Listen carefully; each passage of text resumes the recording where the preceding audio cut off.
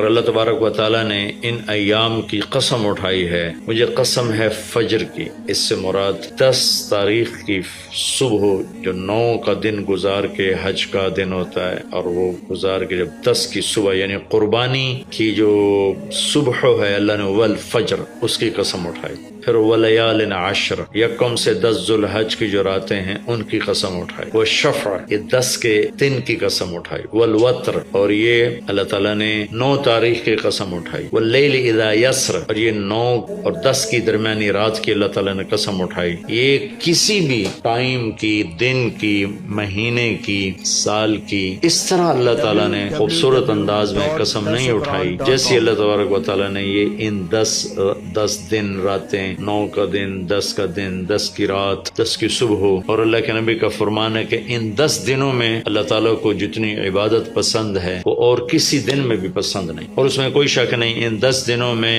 سب سے بڑی عبادت وہ حج ہے، جس کو اللہ تعالیٰ نصیب فرمائے اور جس کے مقدر میں فرمائے. حج ان 10 دنوں کی سب سے بڑی عبادت ہے. عرفات کی ایک دن کی حاضری وہ 10 لاکھ دن کی حاضری یا 1 لاکھ دن کی عبادت کے برابر ہوتی ہے. اور عرفات کے دن کی حاضری میں اللہ تعالیٰ کا ارشاد ہوتا ہے، میرے بندو آج اتنے گناہ لے کر آؤ، جتنے بارش کے قطرے، جتنے درختوں کے پتے، جتنے ریت کے ذرے، جتنے گردش ایام میں جب سے ٹائم شروع ہوا ہے اس میں بننے والے دن اور رات، اور یہاں کے توبہ کرو میں سب معاف کروں. اور عرفات کے دن جتنا شیطان ذلیل ہوتا ہے اتنا کسی دن بھی ذلیل نہیں ہوتا.